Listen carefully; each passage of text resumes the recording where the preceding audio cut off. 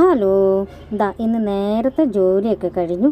അപ്പോൾ ഹരിയേട്ടന് ഈവനിങ്ങിലേക്ക് എന്തെങ്കിലും സ്നാക്സ് ഉണ്ടാക്കി കൊടുക്കാമെന്ന് വിചാരിച്ചു.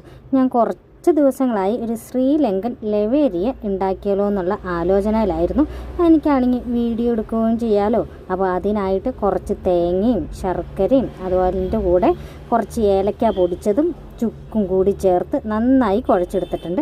പിന്നെ നമുക്ക് അരിപ്പൊടിയാണ് വേണ്ടത്. അരിപ്പൊടി നല്ല ചൂടുവെള്ളത്തിൽ നമുക്ക് ഇടിയപ്പത്തിനൊക്കെ ഉണ്ടാക്കും പോലെ നല്ല ചൂടുവെള്ളത്തിൽ അല്പം ഉപ്പും ചേർത്ത് ആ മാവൊന്ന് കുഴച്ചെടുക്കുക.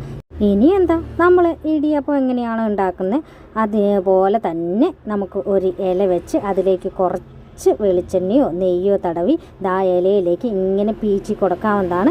ഇനി ഇത് പീച്ചിയതിന് ശേഷം ഇതിലേക്ക് നമ്മൾ തയ്യാറാക്കി വെച്ചിരിക്കുന്ന ശർക്കരയും തേങ്ങയും കൂടി വെച്ച് കൊടുത്ത് ഒന്ന് റോളാക്കി എടുത്താൽ നമ്മുടെ ശ്രീലങ്കൻ സ്പെഷ്യൽ ഫുഡായ ലവേറിയ റെഡിയാണ്. പക്ഷേ എൻ്റെ മാവ് ഇച്ചിരി വെള്ളം കൂടിപ്പോയതുകൊണ്ടും ആദ്യമായിട്ട് ഉണ്ടാക്കുന്നതുകൊണ്ടും എനിക്ക് ഉണ്ടാക്കാൻ ഇച്ചിരി ബുദ്ധിമുട്ട് പോലെ തോന്നി ഇതിങ്ങനെ റോളാക്കി എടുക്കാൻ.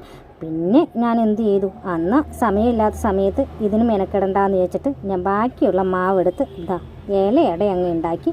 എല്ലാം ഒരു മിശ്രിതം കൊണ്ട് തന്നെ ഉണ്ടാക്കുന്നതുകൊണ്ട് പണി എളുപ്പമാണല്ലോ. പിന്നെ വേഗം ഇലയടയാക്കി ലവേറിയയാക്കി ഇത് ഇങ്ങനെ വെച്ചാൽ മതിയല്ലോ. നേരെ നമുക്ക് ഇഡ്ഡലി ചെമ്പിൽ വെച്ച് ഒരു 20 മിനിറ്റ് കൊണ്ട് വേവിച്ചെടുക്കാം.